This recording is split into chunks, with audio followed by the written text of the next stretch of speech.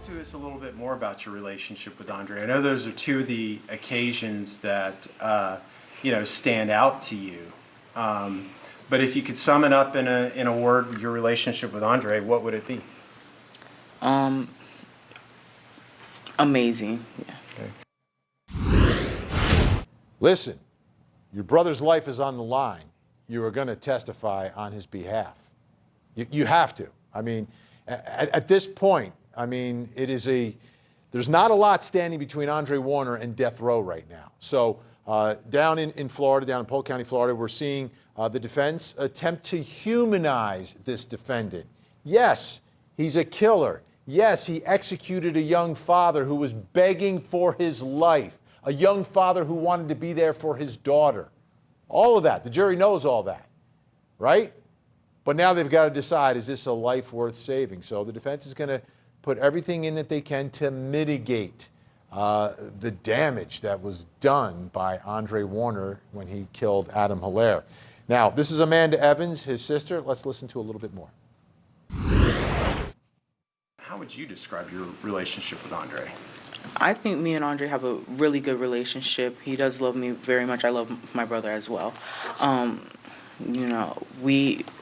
Despite our 10-year age gap, we're really close, I believe. I think we're closer than him with my younger brothers than anybody. Okay. Has Andre always, what has Andre tried to do to help you as you've grown up?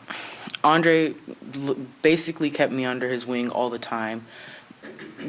I don't know if it was due to my father not being there, but he was a father figure to me. He took me to the daddy-daughter dance. I want to stop you with that real quick, okay? Okay. Ms. Evans, I'm showing you Defense Exhibit 13. What am I showing you here? This is a picture of me and Andre at the daddy-daughter dance before we went in.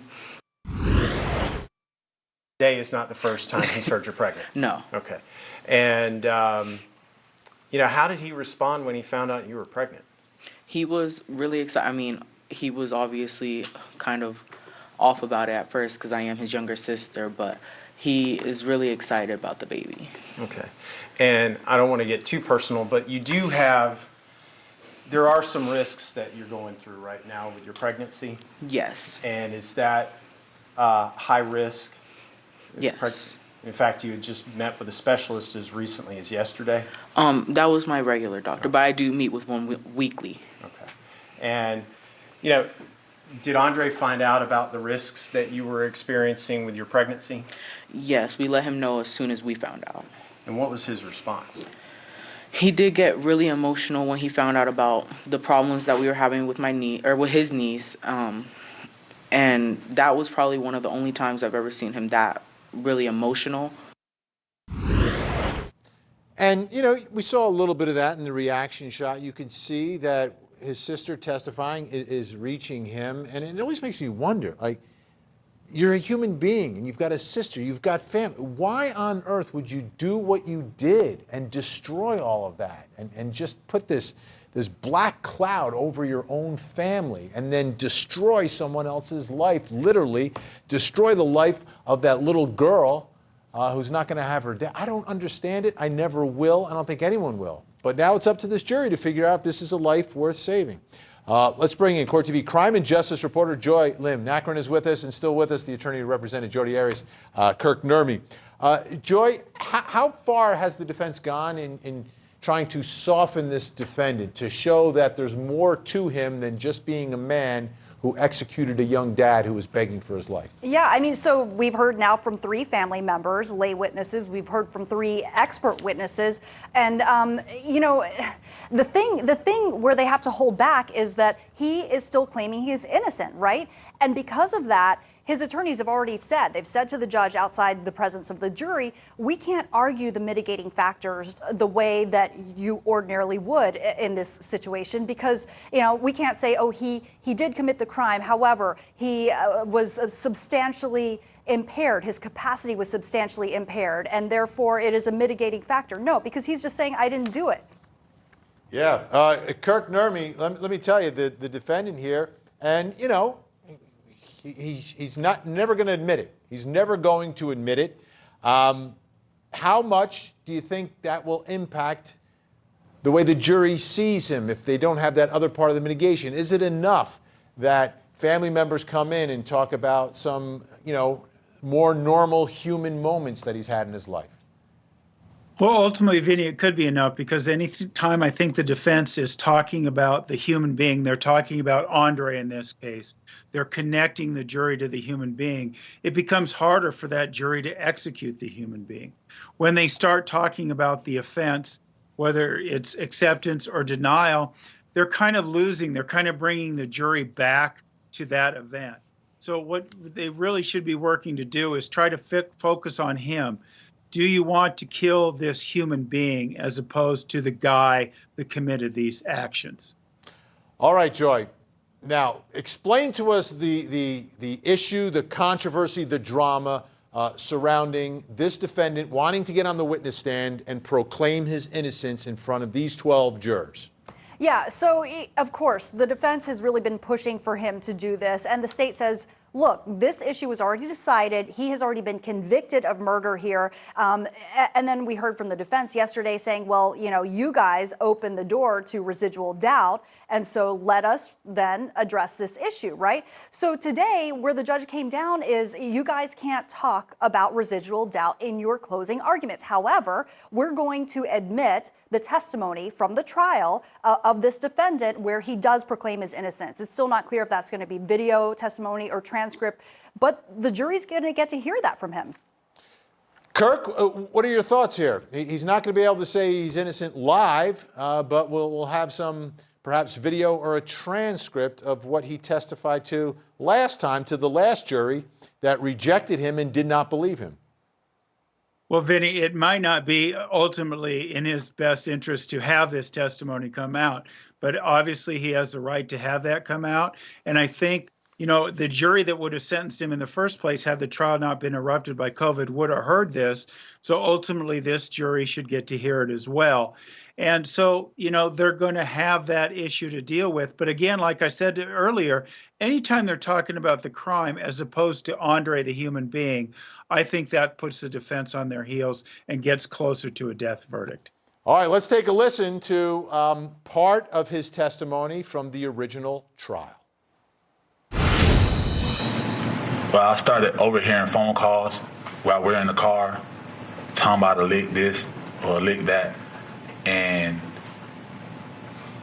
I knew they took my car, but I didn't know that if they did anything stupid or anything like that. But over the phone call that I overheard, I started piecing things together.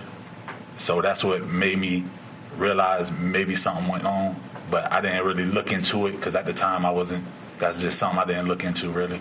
As long as no pressure came to me about it, I wasn't really stressing it too much. At various points in time, did there start to come out information that this may have had something to do with the guy Haley went on the date with? I wasn't sure about who, but I knew something happened. I figured something went on, and that's why I asked my girlfriend if she'll look up something for me and see if she could find out if anything went on around the neighborhood or where we were located at. Okay, so you were just kind of piecing things together that something had gone on and you're trying to figure this all out. Yes, sir. Okay, is it safe to say they were acting strange? Not as strange, not really strange. It's just, like I said, I was overhearing phone calls, so that's what made me really put things in perspective and try to figure out things like that. But strange-wise, I didn't really notice anything out of the ordinary. And you certainly never told anybody that you executed Adam because you were barefaced. No, I never said that.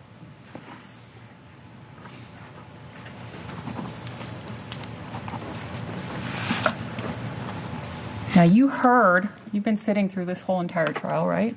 Yes, ma'am. You heard what Haley testified to, right? Yes, ma'am. You heard what Josh testified to. Yes, ma'am. You heard what Denzel testified to. Yes, ma'am, I do. And according to you, these are people that you got along with. Yes, I did. No reason for them to tell anybody that you're the one responsible for Adam's murder, right? That's what I thought. You would agree. No reason for them to do that. Not from my recollection, no. All right, Kirk, what'd you think of his testimony, his demeanor on the stand? Well, I think it goes along consistent with his personality. We see this lower IQ, that sort of thing. So, it wasn't overly compelling, and obviously the jury didn't buy it. Like I said before, is it going to help him? I don't know. I really doubt it. Joy, can he get on the stand and testify about things other than saying he's innocent? He can, absolutely, and that's what we expect to see. And to Kirk's point, the effort here by the defense is try to humanize him. So I would anticipate that he'd go up there and try to create some kind of sympathy, talk about his low IQ, as Kirk mentioned, or bipolar depression, or ADHD, or the abuse that he had to see his mother undergo, or his rough childhood, or being abandoned by his father and disowned by his father. All these things. His defense, I'm sure, would encourage him to do. Yeah, that would be probably a much better tact than to tell this jury, who's going to be told by the judge that, hey, he's guilty, he did it, that he didn't do it, because they're going to believe the judge. They're not going to believe him. That's the bottom line. All right, Joy Lim-Nackerin, great to have you in studio. And Kirk Nurmi, great to see you. Thanks so much. Always a pleasure, Vinny. Thank you.